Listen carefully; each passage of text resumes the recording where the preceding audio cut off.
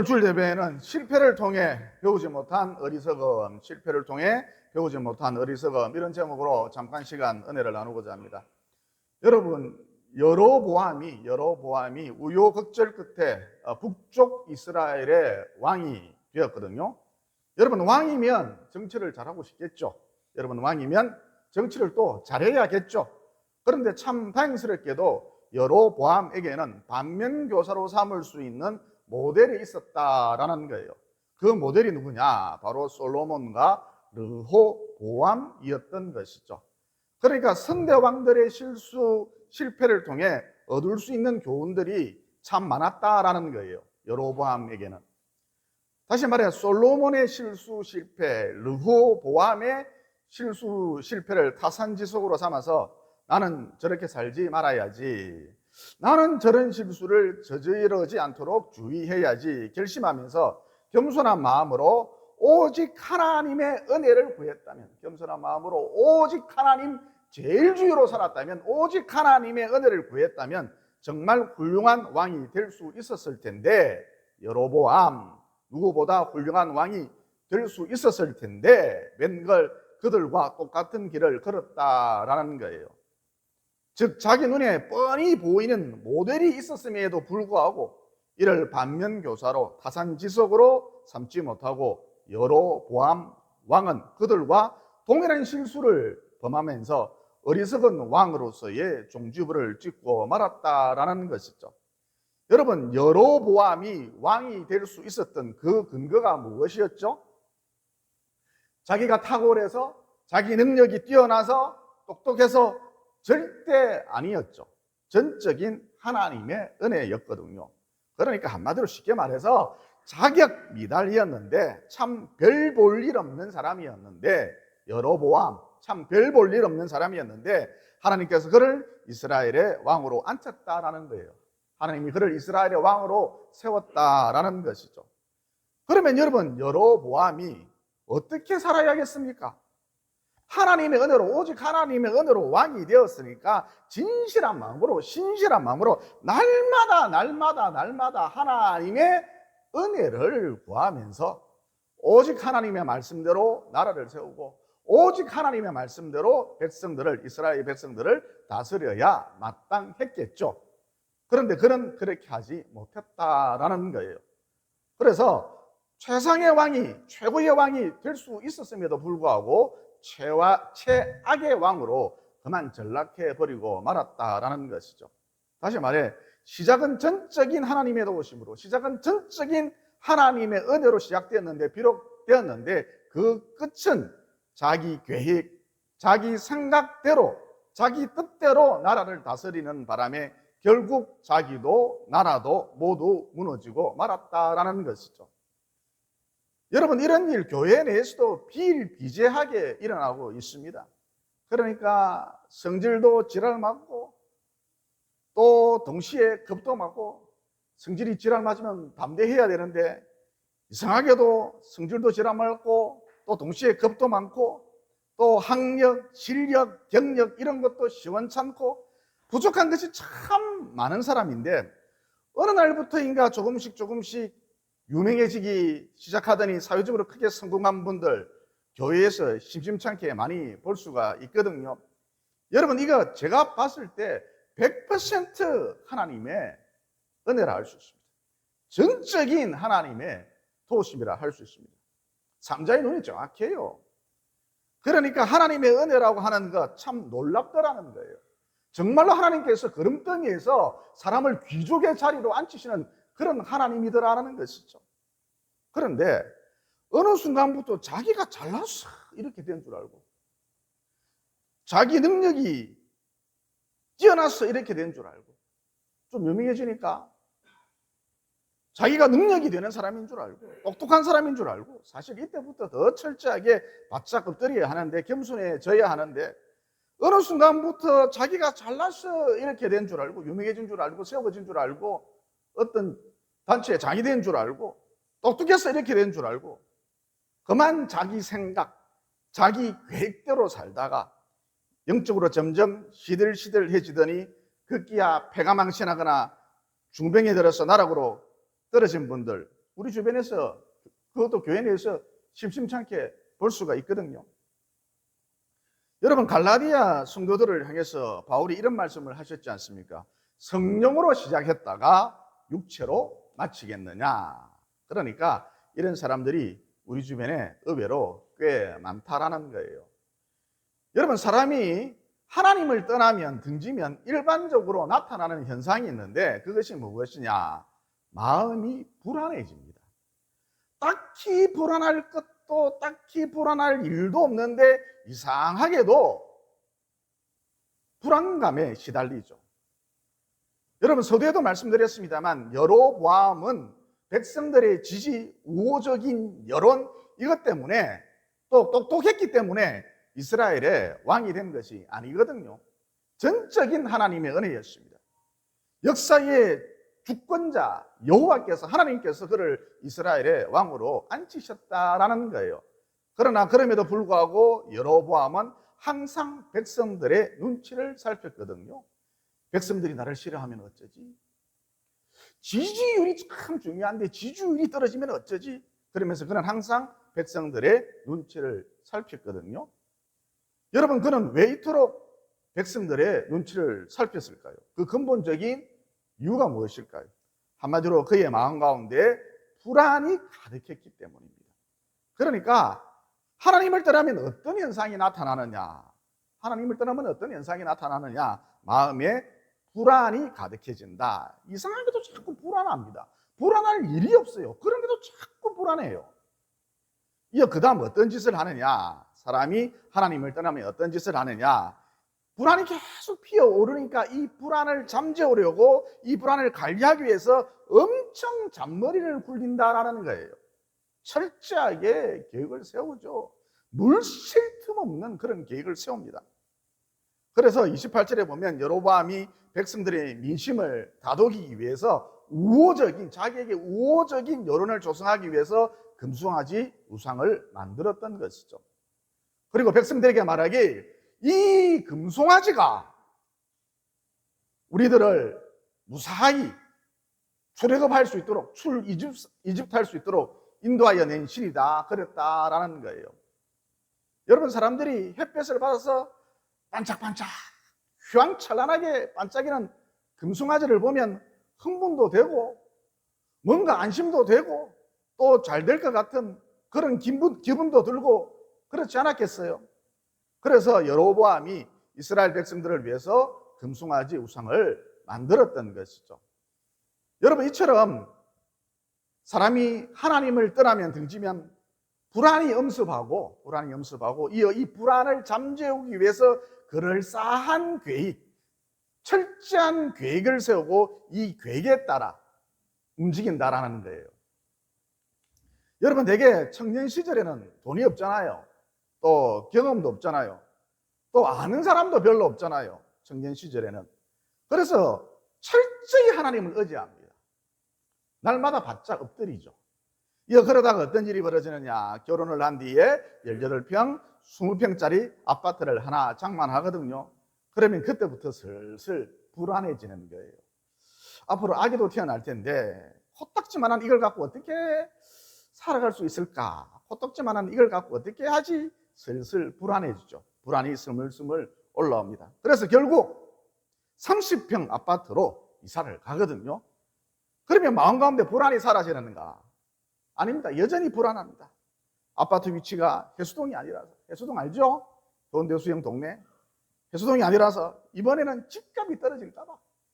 어떻게 마련한 30평 아파트인데 집값이 금닥할까 봐 또 불안해진다는 거예요. 오히려 불안의 강도가 더 높아집니다. 18평짜리 살 때보다 불안의 강도가 더 높아지죠. 그러다가 나이가 좀 들면 50쯤 넘기면 내 노후는 어떻게 하지? 이 불안감이 중첩이 되죠. 그러니까 무일푼일 때보다 18평, 20평 아파트를 장만하니까, 무일푼일 때는 괜찮았는데 18평짜리 아파트를 장만하니까 그때부터 불안이 시작되는 거예요. 이어 30평으로 이사를 갔더니 더더더 불안해지는 것이죠. 마찬가지로 본문에 등장하는 여로보암 역시 평민이었을 때보다 왕이 되고 난 뒤에, 왕이 되고 난 다음 더 큰 불안감에 시달렸거든요. 그래서 결론이 무엇인가? 맨 몸뚱아리로 이 세상에 태어났는데 무엇인가 주어지면 하나님의 은혜가 나와 함께 하시는구나. 참 감사하다. 이런 하나님의 은혜가 죽는 그 순간까지 있겠지. 그러면서 더 열심히 기도하고 더 열심히 바짝 엎드리고 말씀대로 살려고 몸부림치고, 여러분 이런 식으로 믿음의 탄력을 받아서, 믿음의 탄성, 이것을 받아서 여러분 팽이가 탄성을 받아서 힘차게 돌면 주변에 모래, 흙, 먼지, 돌멩이들이 다 날아가 버리지 않습니까? 이렇게 믿음의 탄력, 믿음의 탄성으로 살지 아니하면, 믿음의 탄력, 믿음의 탄성, 이것으로 우리가 살지 아니하면 죽는 그 순간까지 이 불안이 거머리처럼 내게 쩍쩍 달라붙는다라는 것이죠. 그래서 불안감이 떠날 날이 없어요. 심지어 참 이상한 게 가지면 가질수록 더 불안해진다라는 것이죠. 그러니까 결론, 매일 믿음의 탄성, 믿음의 탄력 가운데 살아야 한다. 이렇게 할 때에 믿음의 탄성, 믿음의 탄력 때문에, 이렇게 살아갈 때에 믿음의 탄성, 믿음의 탄력 때문에 비로소 온갖 불안이 튕겨져 나가는 그런 일이 벌어진다라는 것이죠. 혹시 여러분 마음 가운데 불안이 가득합니까? 분명히 지금 당장 살아가는 데 있어서 딱히 아쉬움이 없어요. 의식주 문제가 완벽하게 해결이 됐습니다. 그러나 불안감 때문에 스물스물 올라오는 불안감 때문에 용이 주도함으로 미래에 대한 계획을 철저하게 세워야 할 것 같고, 또 만반의 준비도 해 놓아야 할 것 같고, 하나님만 의지해서는, 하나님만 불러서는 미래가 불투명할 것 같고, 지금 여러분의 마음 상태가 혹시 이런가요? 여러분, 제가 확실하게 말씀드릴 수 있는 건 이 불안의 틀, 이 불안의 카테고리를 벗어나지 못하면, 끊어내지 못하면 100% 여러분은 여로보암의 길로 들어서게 돼 있고 반드시 무너진다라는 거예요. 그러면 무너지지 않으려면, 여로보암의 길로 가지 않으려면 어떻게 해야 하는가? 여러분, 지금까지 하나님께서 여러분을 철저하게 보호해 주셨습니다. 또 한 걸음씩 한 걸음씩 인도해 주셨죠. 그래서 이 자리까지 올 수 있었던 거예요. 또 이 위치까지 세워주셨습니다. 하나님이 하신 일입니다. 하나님이 도와주셨습니다. 하나님의 은혜입니다. 절대로 기필코 여러분의 능력이 아닙니다. 여러분, 이와 같이 우리의 미래 역시, 우리의 앞날 역시 하나님이 보호해 주시고 간섭해 주시고 인도해 주시고 세워주신다라는 거예요.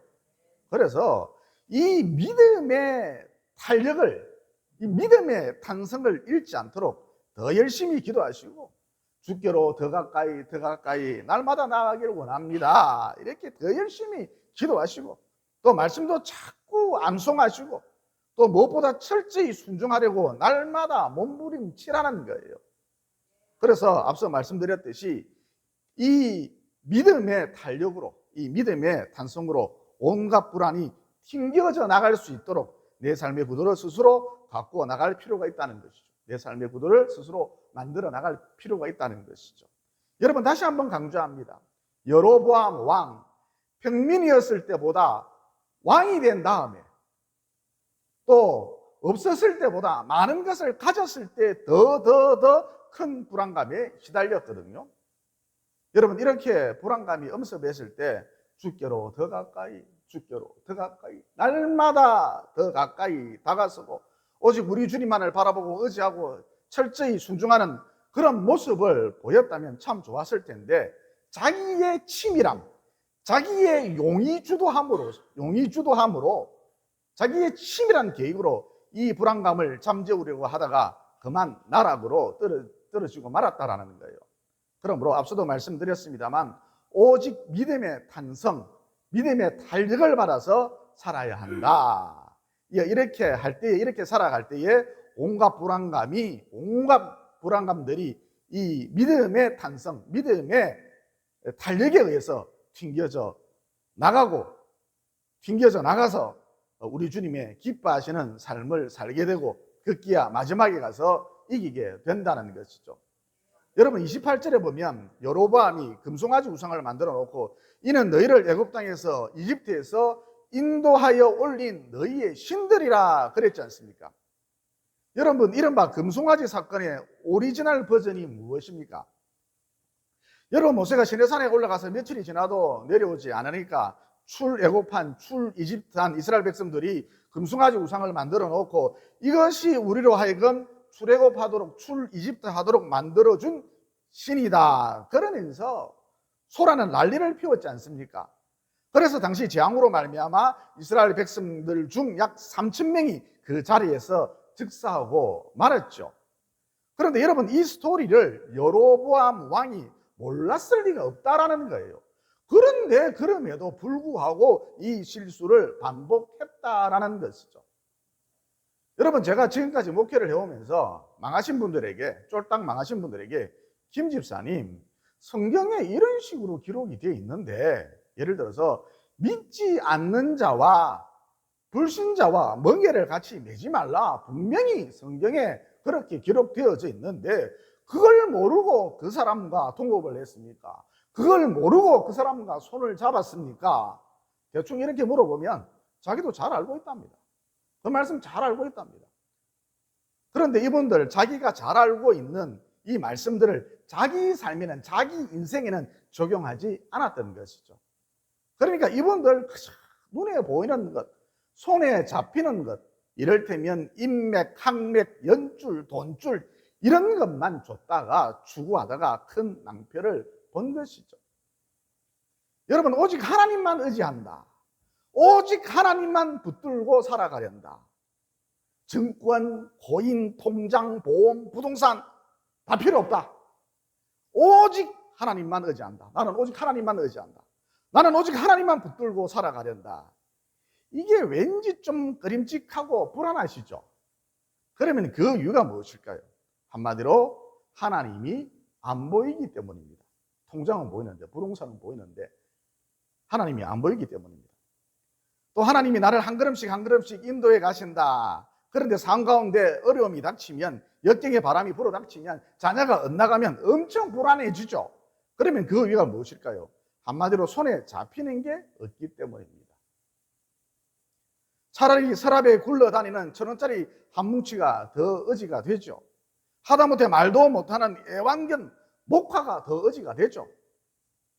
개를 안고 있으면요 마음이 참 편안해집니다. 왜 그럴까요? 한마디로 이것들은 손에 잡히기 때문인 것이죠. 그래서 결국 사람들이 어떤 방향으로 나아가느냐, 맨날 첫날 만날 눈에 보이는 것, 손에 잡히는 것, 여로보암이 금송아지를 만들었듯이 그 금송아지의 화려함에 취했듯이 반짝반짝거리는 그 금송아지의 화려함에 취했듯이 맨날 눈에 보이는 것, 손에 잡히는 것 이런 것만 추구한다는 것이죠. 교회도 마찬가지입니다. 여러분 진정한 교회란 어떤 것일까요? 성령이 역사하는 교회, 성령의 불이 떨어지는 교회, 이것이 진정한 교회 아니겠습니까? 그런데 문제는 성령은 보이지도 않고 만져지지도 않거든요. 그래서 교회 부흥을 위해서 맨날 한다는 소리가, 첫날 만날 한다는 소리가 교회 부흥을 위해서 주차장을 넓혀야 한다, 리모델링을 해야 한다, 놀이방을 만들어야 한다, 심지어 체육시설을 만들어야 한다 그러죠. 여러분 물론 이렇게 해놓으면 사람들이 엄청 몰려오기는 몰려옵니다. 그런데 여러분 이런 사람들이 정말 하나님의 기쁨이 되는 진실한 그런 성도가 될 수 있을까요? 여러분 예수님께서 왜 바리새인들을 극도로 싫어하셨느냐? 진짜는 생명은 보이지도 않고 만져지지도 않는 뿌리에 있는데 이들은 항상 겉으로 드러난 것, 남들에게 보여지는 것 이것만 추구했기 때문입니다. 쫓았기 때문입니다. 여러분 제가 개척을 해서 이렇게 자체 성전을 갖게 되니까 또 자립교회가 되고 선교하는 교회가 되고 계속해서 성장하니까 후배 목사님들이 질문을 합니다. 어떻게 하면 목사님처럼 될 수 있습니까?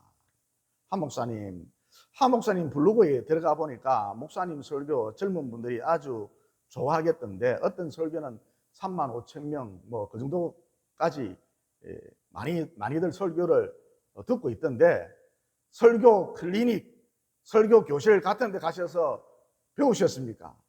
좋은 곳 알고 계시면 추천 좀 해 주십시오. 한 목사님, 요즘에 패턴 설교 이런 것도 참 유행을 하던데 이런 것도 좀 배워놓으면 좋겠지요? 그래서 제가 그랬죠. 생명은, 진짜는 보이지도 않고 만져지지도 않는 뿌리에 있습니다. 당신들이 하나님께 직접 받은 그 불같은 말씀을 전하십시오. 주일 예배 때마다 성령의 불을 던져주십시오. 무슨 놈의 설교 테크닉 타령을 합니까? 또 뭐 패턴 설교는 뭡니까? 처음 들어봤습니다. 후배 목사님들, 다시 한번 강조해서 말씀드립니다.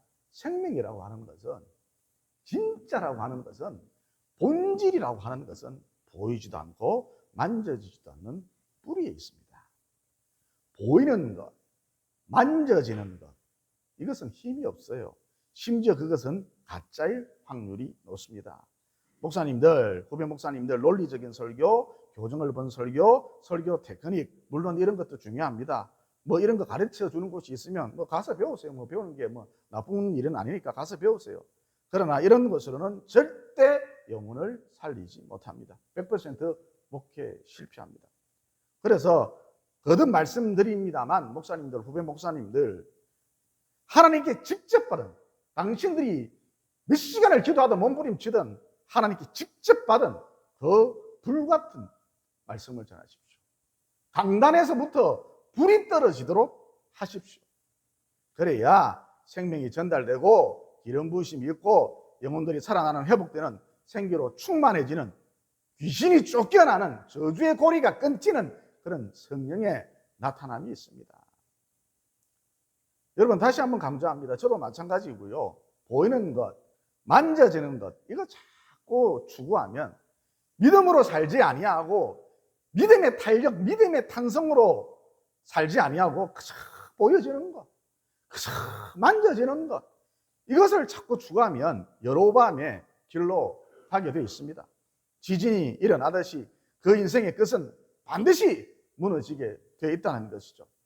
그러므로 만져지는 것도 없고 잡히는 것도 없고 이 눈에 아무 증거 아니 보여도 오직 믿음으로 주께로 더 가까이 더 가까이, 날마다 더 가까이 믿음의 탄력을 받아서 믿음의 탄성으로 모든 불안감이 튕겨져 나갈 수 있도록 내 삶의 구도를 가꾸어 나가셔서, 스스로 만들어 나가셔서 한 사람도 낙오됨이 없이 여로보암의 길로 가지 아니하고 모두 최후 승리의 결승선을 무난히 통과해 내시기를 예수님 이름으로 진심으로 축원을 드립니다. 그 다음 31절 보시면 이런 말씀이 나오죠. 그가, 여로보암이 산당을 짓고 레위 자손이 아닌 보통 백성으로 제사장을 삼고, 무슨 말씀이죠? 영적 지도자들을 자기 마음대로 자기 뜻대로 세웠다라는 거예요. 여러분, 아마도 당시 레위 자손들이, 오늘날로 치면 목사님들이 여로보암이 금송아지 우상을 만든 것에 대해서 강력하게 비판을 했던 것으로 추측이 됩니다. 그래서 여로보암이 레위 자손이 아닌 일반인을 대상으로 해서 제사장을 삼았던 것으로 보입니다. 그런데 여러분이 잘 아시다시피 하나님께서 레위 지파 이들에 한해서 제사장 직무를 수행하라 이렇게 명령하셨지 않습니까? 하지만 그럼에도 불구하고 여로보암이 자기 마음대로, 자기 생각대로, 자기 뜻대로 레위 후손이 아닌 일반인을 제사장으로 삼았다라는 거예요. 여러분, 전에도 말씀드렸습니다만 언제 우리가 후회를 하는가? 언제 우리가 후회를 합니까? 거기 가지 말았어야 하는데, 그 사람을 만나지 않았어야 하는데, 그 길로 가지 않았어야 하는데, 그 편을 선택하지 않았어야 하는데, 그렇게 결정하지 않았어야 하는데, 언제 우리가 후회를 합니까? 언제 우리가 후회를 많이 합니까? 한번 생각을 해보세요. 내가 언제 후회를 가장 많이 합니까? 자기 마음대로, 자기 뜻대로 했을 때입니다. 그러니까 맨날 후회하는 인생의 특징, 무엇이든지 자기가 하고 싶은 대로 합니다. 무엇이든지 자기 계획대로 합니다. 무엇이든지 자기 뜻대로 합니다. 그런데 여러분, 이렇게 살면 맨날 후회가 되니까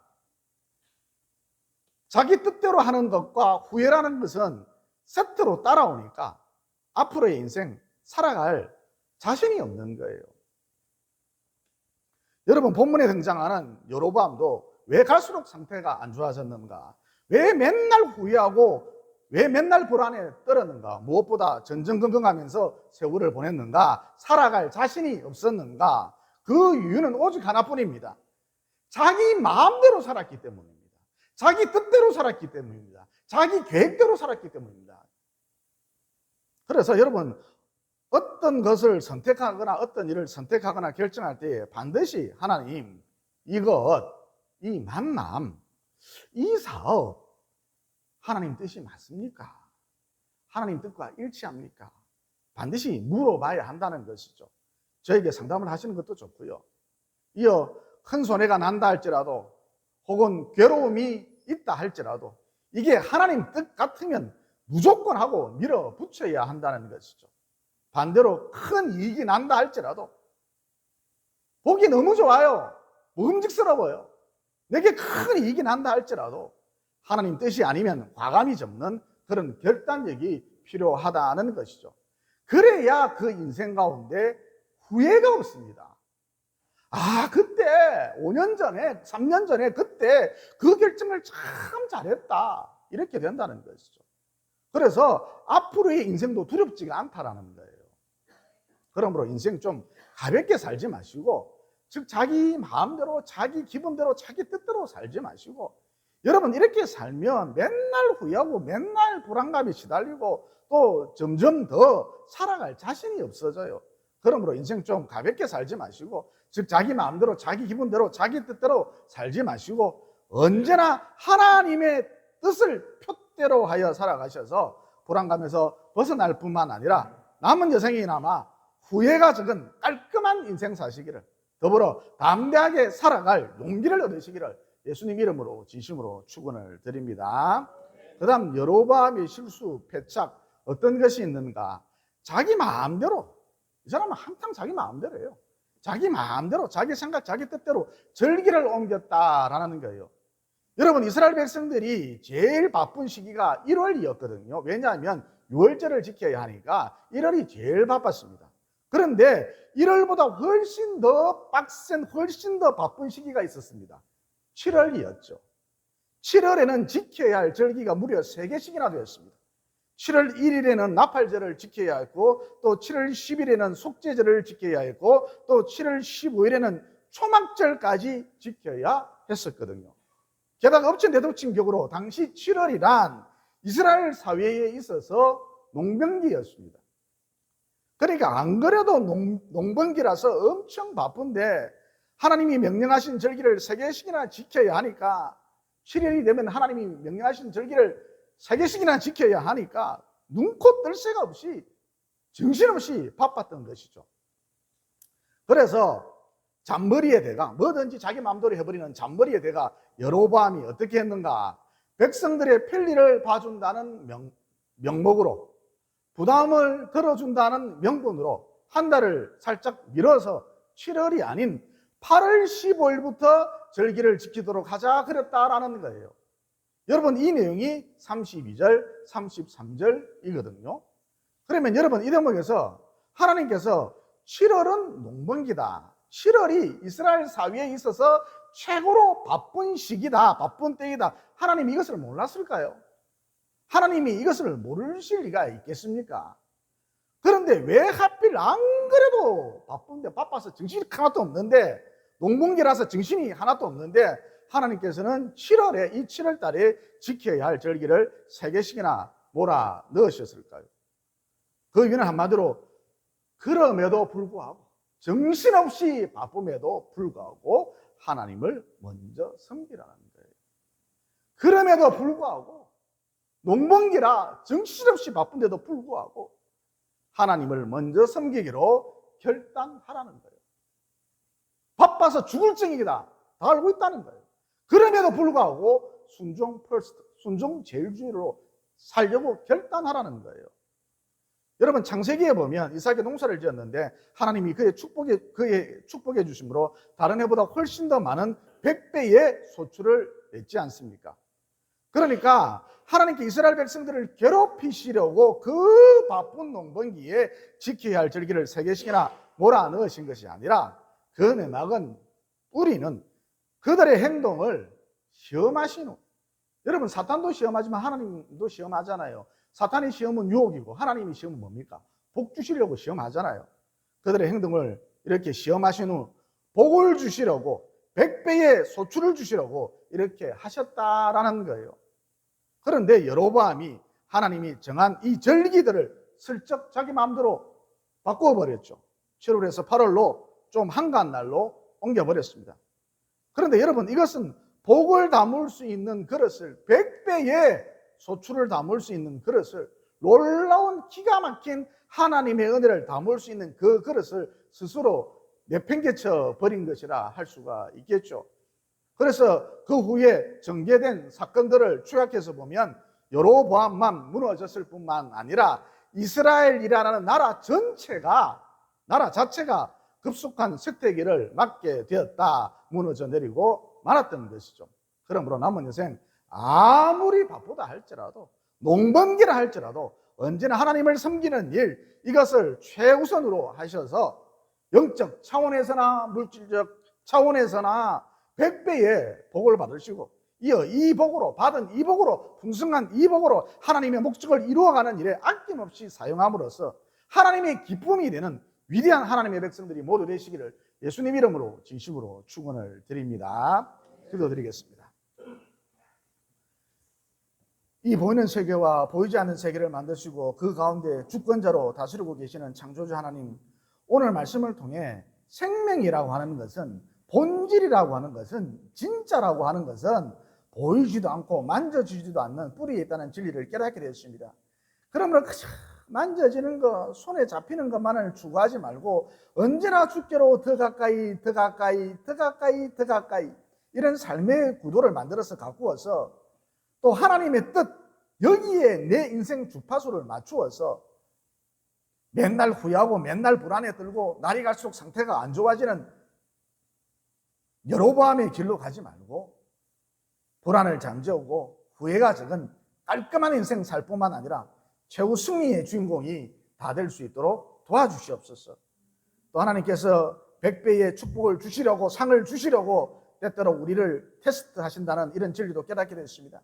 그러므로 아무리 바쁘고 정신이 없다 할지라도 언제나 하나님을 섬기는 일, 이 일을 최우선시할 수 있도록 도와주셔서 언제나 순종이 스탠바이 되도록 도와주셔서 너희는 먼저 그의 나라와 그의 의를 구하라, 그리하면 이 모든 것을 너희에게 다 하시리라. 이 하나님의 말씀이, 이 하나님의 약속이, 이 하나님의 축복이 내 삶 가운데 그대로 이루어질 수 있도록 도와주시옵소서. 더 나아가 이 받은 복으로, 풍성함으로 하나님의 목적을 이루어가는데 아낌없이 사용함으로써 날이 갈수록 더 큰 하나님의 기쁨이 될 수 있도록 도와주시옵소서. 하나님의 뜻, 여기에 인생 주파수를 맞추셔서 후회는커녕 다 이루었다라며 승리의 계가를 부르시며 운명하시고 또 우리를 위해 부활하신 예수님 이름으로 기도드리옵나이다. 아멘.